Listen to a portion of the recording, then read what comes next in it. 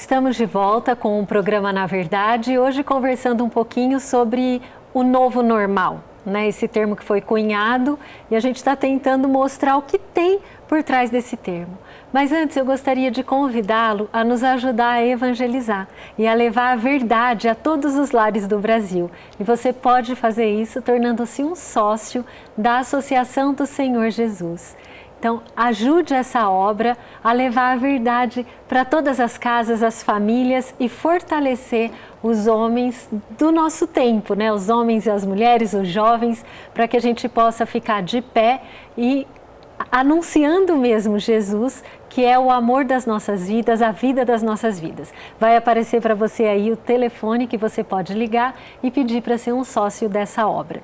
E a gente vinha conversando no bloco anterior, né, sobre como todo esse drama que a gente vive hoje, que é essa pandemia, essa nova doença que tem assolado muitas famílias, né, e muitos estão usando desse sofrimento para nos exigir um novo comportamento. Então, para ficar bem claro para todo mundo, a gente não está aqui neste programa dizendo que a gente não tem que ter prudência em relação a essa doença e ter, sim, algumas medidas de prevenção. É óbvio que a gente precisa ter, né? A gente sabe que muitos perderam seus entes queridos, muitos não chegaram a perder, mas tiveram pessoas queridas doentes e viveram um drama. A gente sabe que isso é real e é verdadeiro, mas o que a gente quer denunciar é justamente essa crueldade, essa maldade que muitos estão tendo, né? E principalmente aqueles que querem esse novo normal, esse novo governo mundial, né? Estão usando do nosso sofrimento, usando do nosso medo, do nosso pânico, muitas vezes,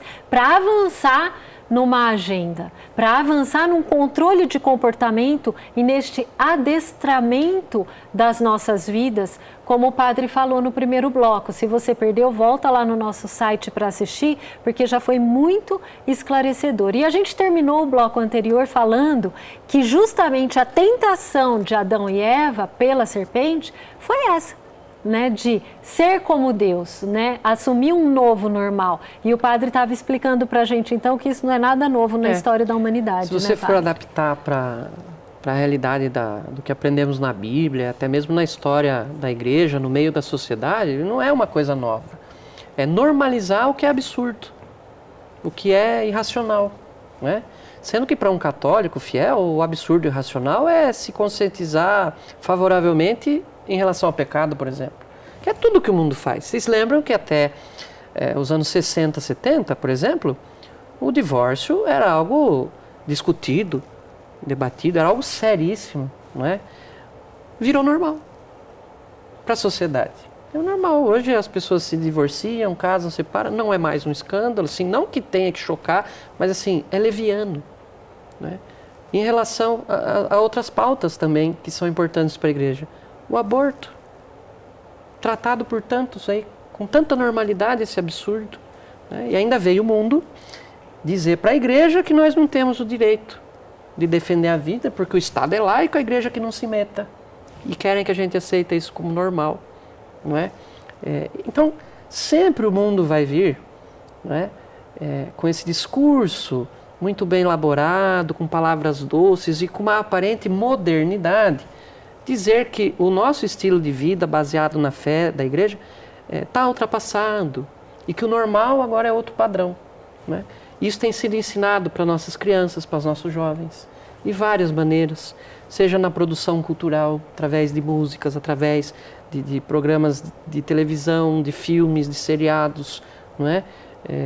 E desvaloriza os valores do Evangelho e começa a tratar como padrão, como normal, coisas que para nós são básicos, né? Você ir no meio de jovens hoje, pregar, por exemplo, a castidade, a virgindade até o casamento, nossa, parece absurdo, mas para nós na fé é o correto, é o normal, mas já muita gente não aceita. E infelizmente, até algumas pessoas de dentro das nossas comunidades que veem como normal. Não tem problema isso, né, padre? Tem todos os problemas, né? Então são coisas que se a gente não vai pensando, nós somos aquela rã que está lá sendo cozinhado em banho-maria. É uma dessensibilização que vão fazendo, né? Enquanto o padre falava, eu me lembrei que foi muito noticiado aí sobre uma questão, questões de pedofilia e do quanto eles estão avançando nessa agenda, promovendo uma dessensibilização. Isso vem de lá de trás, né? Então a gente vê com a pauta do feminismo, com a pauta do divórcio, pílulas anticoncepcionais, fertilização. Então eles vão fazendo devagarzinho. Hoje pode ser comum, mas normal não é, porque normal é o que o nosso Senhor sonhou para nós desde toda a eternidade. Isso é o normal. Hoje o que nós vemos são situações comuns, mas que não são normais, e é por isso que a humanidade parece que tenta se apegar, né, Isa, em qualquer tábua de salvação. Então a gente pede para o Estado para que ele nos salve, não é? Para que ele nos resgate, porque para mim é assustador o quanto nós entregamos as nossas liberdades civis nessa pandemia. Entregamos, por favor, Estado, só garanta a minha vida, é isso que você está falando, Cuida de mim, né? Por favor, cuida de mim. Como assim? E eles colocam nessa mentalidade desse novo normal o Estado no lugar de Deus. Isso. O Estado proverá tudo. E a gente sabe que não é assim.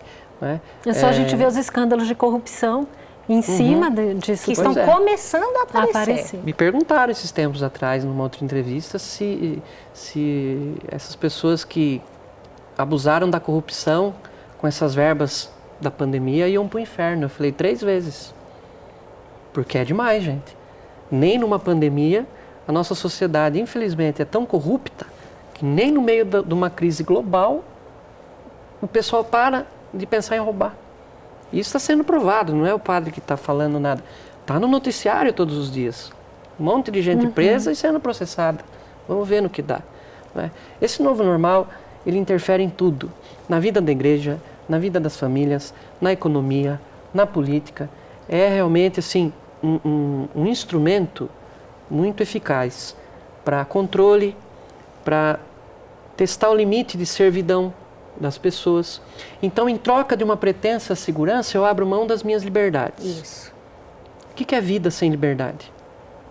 Não é nada. São técnicas de engenharia social, eu abro padre? mão da minha fé para ter comida que o governo dá? Será que a coisa pode chegar assim um dia? Eu creio que não, porque nós temos no Brasil uma mãe rainha que manda aqui no nosso Brasil. Muita desgraça não chega aqui no Brasil por causa desta senhora, né? Então, eu sou muito otimista quanto a isso, mas o povo precisa abrir o olho. Se o brasileiro for esperto para a política, para esses discursos que andam por aí, como é esperto para outras coisas, a gente não se deixa dominar. Tem aquela literatura também muito boa, Discurso da Servidão Voluntária, do Etienne de La Boétie. Ele vai ensinando como, se a gente não tomar cuidado, a gente vai acostumando sempre com aquela coisa da servidão. Gente, não tem problema nenhum ser escravo, contanto que seja de Deus e da Virgem Maria. Agora, ter um espírito de escravidão perante os poderes do mundo, isso vai contra até com o espírito do Evangelho. Jesus não se dobrou aos poderes do mundo. Ele combateu, denunciou, também foi profeta naquele tempo de denunciar o que havia errado. Dai a Deus o que é de Deus, a César o que é de César. O problema é que se você der mais para Deus, ele vai te dar mais bênçãos. Se você ficar dando muito e demais para César, ele vai te tirar até o pouco que te sobrar. E é isso que a gente vê que já acontece no mundo. Não é novidade nenhuma, é só olhar para o lado de lá. É só você olhar para a China, Coreia do Norte, aqui mais perto, Cuba. Já é isso. Falta liberdade. Falta você poder viver a sua vida em plenitude, até mesmo a prática da fé. Isso é normal? Nós vamos deixar chegar aqui? Não é. O dia que eu fui num supermercado, eu estava sem a batina, estava de folga, fazendo uma caminhada, resolvi passar num supermercado. Chego na porta do supermercado, um guarda na porta, com um aparelhinho, enfiou o aparelho na minha testa, depois que eu fui saber que era aquele negócio de testar a temperatura. O senhor não tem máscara? Eu falei, não tenho máscara. Ah, porque agora saiu uma lei e todo mundo não entra sem máscara. Eu vou dar aqui uma para o senhor. E eu me senti oprimido. Eu cheguei em casa, liguei até para minha mãe, falei assim, olha, eu estou meio triste, acabrunhado. A gente está se deixando muitas vezes se levar por esse espírito de servidão total. E já disse, e vivo explicando isso para as pessoas, nós não devemos ter um espírito de rebeldia. Rebeldia também vem do inimigo. Também não podemos nos deixar cair no espírito de revolta, porque a revolta também é do inimigo. Mas não podemos perder o senso de justiça. E também, diante das nossas liberdades, que a gente tem como indivíduo, seja em família, em comunidade, seja como sociedade, de refletir sobre certas coisas e de denunciar quando as coisas estão passando do limite. Depois da primeira onda vem o quê? A segunda. E depois a terceira, a oitava, a 90ª onda, até onde vai isso? Agora, de uma hora para outra, pipocam 3, 4 vacinas, uma de cada. Qual que é a certa, qual que é a errada? Então, vou tomar, mas ao não mesmo vou? tempo que vem a questão das vacinas pipocando por tudo quanto é lado, vem também parte da ciência dizer que aqueles que foram contagiados pelo coronavírus pode ser que não estejam imunizados. Ora, se eu não estou imunizado, para que eu vou tomar vacina? Não, porque daí se eu vai não vou ter me que tomar imunizar. todo ano, vai ter que ficar com... Isso. É muita... Eu acho que a gente precisa prestar bastante atenção nisso que o padre está dizendo, né, em relação aos princípios. Os princípios que devem nortear a nossa vida. Porque senão a gente realmente se perde muito, porque é tanta informação. Então, existem princípios que são inegociáveis. Né? Como, por exemplo, esse princípio da nossa liberdade, né, padre? Não é a libertinagem da gente, não é isso, mas é, se você quiser receber a sua mãe na sua casa, quem que vai te proibir disso? Então você pega um casal que tenha 4 filhos, vamos lá, 3 filhos, os 3 filhos casados, cada um com 2 crianças. E aí é aniversário, você chama os seus filhos e os seus netos para comemorar em casa, cortar um bolo, é aglomeração. E aí a gente vê um monte de pais idosos tristes, trancados dentro de casa, Exatamente. que não dão um abraço no filho, nos netos há meses, que acham normal se falar e se cumprimentar da calçada. Gente, não é normal. Não se pode aceitar isso sem dor no coração, achando que... E algumas pessoas falam para mim, padre, acho que vai ser assim agora para sempre. Não pode ser. Nós não podemos aceitar, Como né, padre? eu disse, certos hábitos de higiene, cuidar da própria saúde, cuidar da imunidade, fazer um check-up, tá bom, tá dentro do princípio de cuidar de si. O nosso corpo é um templo, né, do Espírito Santo. Cuida do seu corpo também, tenha saúde. Mas se deixar escravizar por esse higienismo, achando que a nossa segurança, outro dia eu brinquei, a nossa segurança está no álcool gel. Então, é o que todo mundo acha. Então, se a gente começar a achar que isso é normal, vai afetar a nossa vida. E se a gente não pensar, afeta muito mais até na realidade prática. Por exemplo, uma pessoa que tem o seu salário, então recebeu o seu pagamento. Vamos dizer que ela ganha R$2.000 por mês. E aí você chega para ela na rua e fala assim, você tem dinheiro? Ela fala, eu tenho. Quanto é que você tem? Eu tenho R$2.000. Aonde? Aí na sua carteira? Ele diz, não, está lá no banco. Cuidado, você não tem ele. Ele é um número que está dentro de uma maquininha lá no banco. Se acontece alguma coisa aí no mundo que de uma hora para outra os caixas eletrônicos não funcionam mais, os bancos estão fechados e você está só com R$10 na carteira, quanto é que você tem para sustentar a sua família? Você tem aqueles R$10 da sua carteira, porque aquele número ficou lá. Então, as pessoas têm que ser prudentes.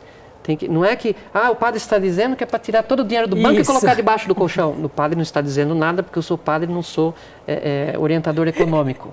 Mas eu lembro de Jesus falando assim para mim, que a gente tem que ser simples como a pomba, mas esperto como a raposa. Se a gente confiar no mundo e no que ele nos conta, ele vai dar a volta na gente. 3, 4 vezes. Porque o mundo é muito mais esperto e astuto do que nós, e o próprio Jesus Cristo nos alertou disso. O inimigo é muito mais esperto do que nós. O que nos salva é a graça de Deus. É a graça de Deus que nos ilumina e nos vai revelando esses engodos do inimigo para a gente ficar preparado. E em tudo, gente, em tudo. Até nas coisas mais comezinhas da vida, ou que a gente acha que não tem a ver com a nossa fé. E padre, o senhor está falando uma coisa, tá me vindo. Até essas coisas que eles ficam falando para a gente fazer, que a gente acha que a gente está seguro, a gente não tem noção como a gente cai no ridículo. Eu vou contar só uma coisa que aconteceu comigo, que eu e meu marido, a gente entrou rindo, porque a gente precisou ir comprar um ferro de passar roupa. que o meu ferro tinha pifado. E eu tentei comprar pela internet, não deu nada certo, que eu tô brigando até agora com a empresa que não veio pegar o ferro, que veio quebrado. Mas enfim, daí a gente foi entrar no estabelecimento, um homem com um coisinho na minha testa. Nossa, tá ótimo, 32 de temperatura. 32, nossa. Tipo, eu tô numa hipotermia que eu já tô morta, quase só morta. No caixão, né? Porque... E aí, obrigada, a gente ainda tem que ser educado com segurança, coitadinho. Claro, ele tá cumprindo que mandaram ordens. fazer isso, né? E ele tem o filho dele para alimentar. Mas então, ou seja, é uma segurança ridícula que não existe, entendeu? Parece que a gente vive num mundo... como se fosse uma grande maquete, né? E eles vão mexendo com a gente como se nós fôssemos marionetes. E nós vamos respondendo do jeitinho que eles querem. E o pior, isso eu acho terrível, nós temos aquela sensação de que nós somos livres. Eu tenho liberdade.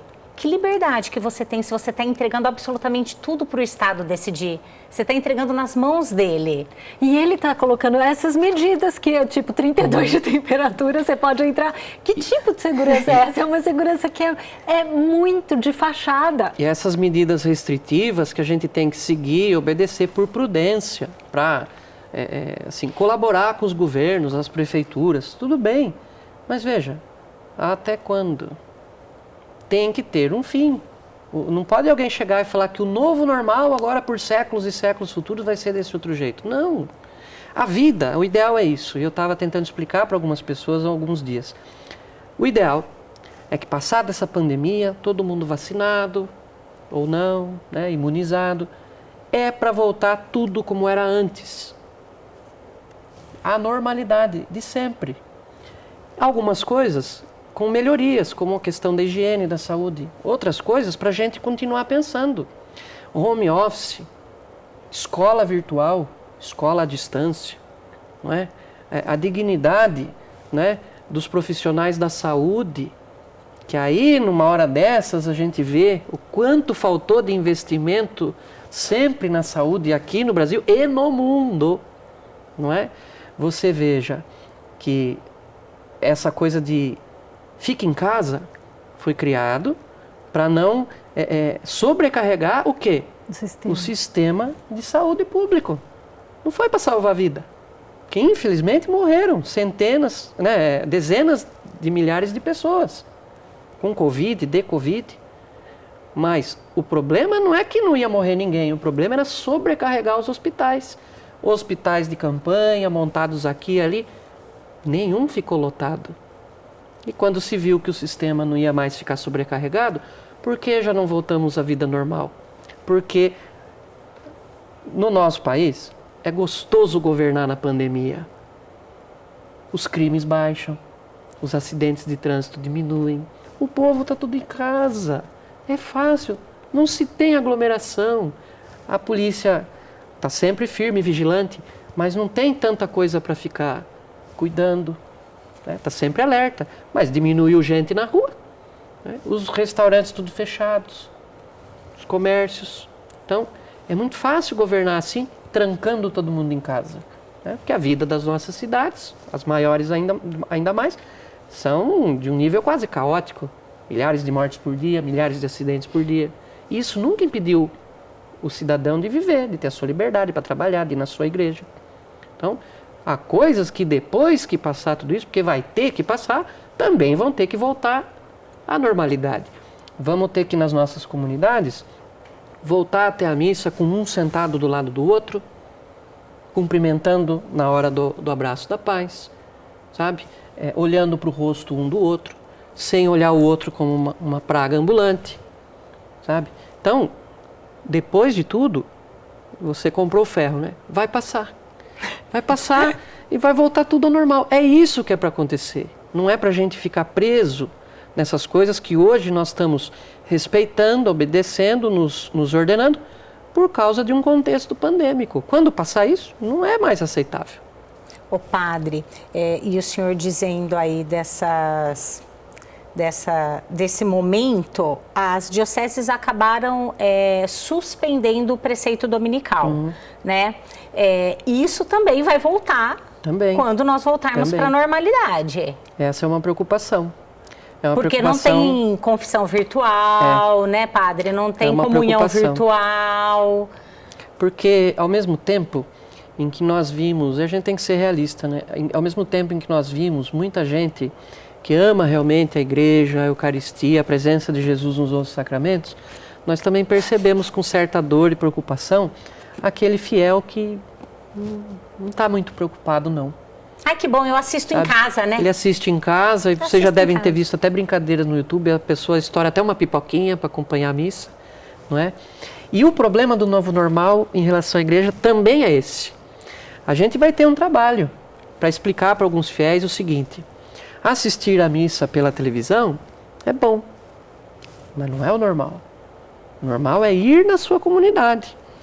Um enfermo, ou o dia que você estiver viajando lá e não está perto da sua comunidade e tiver uma TV, a internet para assistir e acompanhar a missa, beleza. Mas o normal não é a pessoa chegar para mim e falar assim: ah, padre, agora eu assisto a missa lá em casa e venho aqui só comungar. Não, isso era para os tempos de pandemia e algumas dioceses têm sido assim, mas o normal não é. Não é normal, e a gente vai ter que explicar para as pessoas, aquela pessoa que está há meses sem frequentar o confessionário. A gente não vai poder aceitar ela dizer assim: é, padre, mas na época da pandemia eu fiquei 4 meses sem confessar e não teve problema nenhum. Digo, não, mas agora já passou. Agora você pode vir que o confessionário está aberto novamente, você tem o dever de se confessar assim, né? Para comungar menos indignamente. Então, há algumas coisas que as pessoas podem estar intuindo que na fé vai se tornar normal, não vai ser não. A igreja também vai ter que bater nessa tecla com os fiéis de que vai voltar tudo como era antes. Vai ter preceito, não vai poder continuar faltando de missa de domingo, tem que se confessar. E o sacramento, ele tem essa característica de ser físico, né, padre? Presencial, com sempre. Esse contato físico. Sempre. Eu falo também com rádios, emissoras que não são necessariamente católicos, né? Dos meios de comunicação convencional. Eles têm muitas perguntas sobre a igreja, e isso aí também já me perguntaram numa entrevista ou outra, né? Se eu estaria atendendo confissões via live, virtual. Eu expliquei, não é possível isso, porque a igreja exige a presença, né? Você tem que estar ali, a parte do sacramento é presencial, não tem como ser virtual. Isso seja, eu costumo falar para as pessoas, né? Mesmo antes da pandemia, alguém falava assim, eu falava no confessionário, né? Você está vindo nas missas? Ah, padre, eu não estou vindo, porque eu moro longe. Ah, eu prefiro assistir pela televisão. Eu digo, não, filha, mas você tem que vir à missa. Se é longe ou não, sei lá, você se prepara, você... Sempre foi, provavelmente, você tem que, né? Você vai ter que vir, porque veja, a missa até você acompanha a Eucaristia, mas e na hora da comunhão? Você lambe a tela, o padre mostra a hóstia, você dá uma lambida na tela e está comungando? Não é assim. Então, mesmo um dia que a gente chegue num nível de tecnologia, em que a pessoa possa pegar uma impressora 3D e imprimir a sua hóstia em casa, ela não está consagrada. Ô, padre, mas tem isso que estar lá na perda comunidade. De fé, né, padre? É uma perda de fé, mas também um pouco daquela sensibilidade que você mencionou, que algumas situações no mundo vão fazendo a pessoa se encaixando num novo padrão, num novo modelo, num novo normal. A água morna tá gostosinha, né? E se você não tirar a rã de lá, ela não sai pulando. Então, eu creio que vai ter que chegar esse momento, depois que passar tudo isso, de a gente dizer para o pessoal assim, com toda a caridade, mas com toda a firmeza: olha, gente, agora acabou. Tratem de vir domingo na missa, tratem de se confessar para comungar fisicamente, cada vez menos indignamente, vida de comunidade. Porque nem na época da peste negra, da peste bubônica, né, a igreja parou ou deixou de se reunir para celebrar o sagrado mistério da missa, né? E não é agora, depois de uma pandemia, mais uma crise, porque o mundo vive de crise em crise, não sei se vocês perceberam, de década em década, dos anos 90 para cá, uma crise atrás da outra. Então, eu falo para as pessoas, quando acabar tudo, voltaremos à normalidade, até a próxima crise. Aí a pessoa, credo, padre, vai acontecer de novo. Eu falei, não sei, pode ser que sim. Se acontecer uma pandemia novamente em 2025, agora, uma vantagem nós temos. Já estamos com a experiência adquirida. Já sabemos o que fazer, o que não fazer, o que é racional, o que é exagero, o que é justo, o que é paranoia. Sempre a gente tem esse aprendizado, né, na nossa evolução, na história humana, na caminhada de fé. Então, a gente também vai se preparar para outras crises. Isso é uma realidade da história humana. Próximas crises virão, mas a gente se conforta na certeza de que Deus está sempre conosco, sempre nos fez atravessar coisas muito piores. Pergunta para os mais antigos como que foi a crise durante anos de se viver no período da Segunda Grande Guerra. Foi tenebroso, muito pior do que nós estamos vivendo hoje. Quem é mais antigo lembra como que era, mas passou, acabou, a vida continuou, Deus sustentou. E é isso, a gente não pode se acovardar, não. E os sacramentos sempre vão estar presentes, né, sempre, padre? Eu acho que isso é algo que a gente precisa alertar muito para as pessoas de casa. Né? É a palavra de conforto que cada um tem que procurar na palavra de Jesus Cristo, nos momentos assim em que a cruz pesar um pouco mais, que a descrença quiser tomar o coração, o desânimo fazer você não sentir vontade de rezar, é lembrar uma palavra de Cristo que é uma promessa constante e infinita. Eu estarei convosco todos os dias até o fim dos tempos. E em cada sacrário, né, mesmo que seja um sacrário que está sendo transmitido virtualmente lá pela internet, essa comunhão que a gente tem com Cristo na palavra. E as pessoas muitas vezes esquecem da comunhão com a palavra. Nós estamos no mês da Bíblia, não é? Quando você senta na sua casa com a palavra de Deus para ler, para meditar, para rezar a palavra de Deus, é uma comunhão que você tem. E isso o mundo não tira, a pandemia não tira. E por isso a gente se sustenta. É por isso que tudo e muita coisa já aconteceu no mundo e há 2000 anos a igreja está aí. Porque Cristo está conosco todos os dias. De algum jeito Ele está, gente. Seja na Eucaristia, seja na palavra de Deus, seja na oração da igreja comunitariamente, seja na transmissão de uma missa. A pessoa que está lá, jogada, esquecida, no fundo de um buraco escuro, ela pode estar em comunhão com Deus. E a pessoa que tem isso, né, ela tem coragem, tem ânimo para enfrentar as coisas da vida. Seja a morte, seja uma doença, a dificuldade financeira, uma crise conjugal, amorosa. Então, em tudo Deus está conosco, nosso Senhor Jesus Cristo também, mas Ele pede que a gente esteja alertas. Hoje é dia de São Gregório Magno, né? E Gregório significa vigilante, alerta. Então, a gente tem que pedir para ele também a intercessão para sempre alertas. E nós já vamos caminhando para o final. Isa, suas últimas palavrinhas. Eu só queria agradecer muito ao padre as orientações e os esclarecimentos, né? Obrigada, padre. Padre, o senhor pode nos dar uma bênção final? Posso, sim.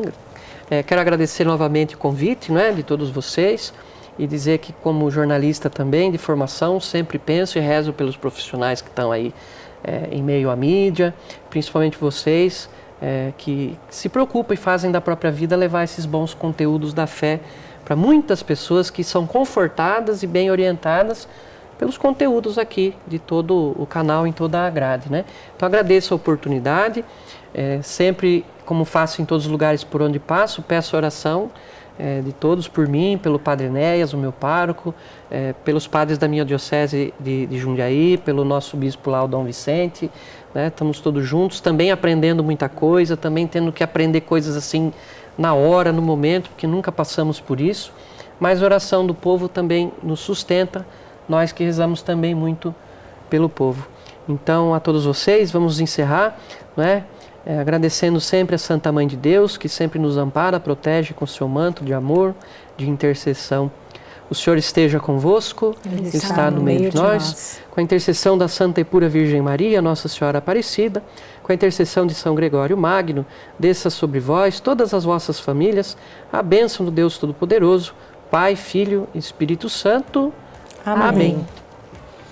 E muito obrigada a você por ter nos acompanhado mais este programa.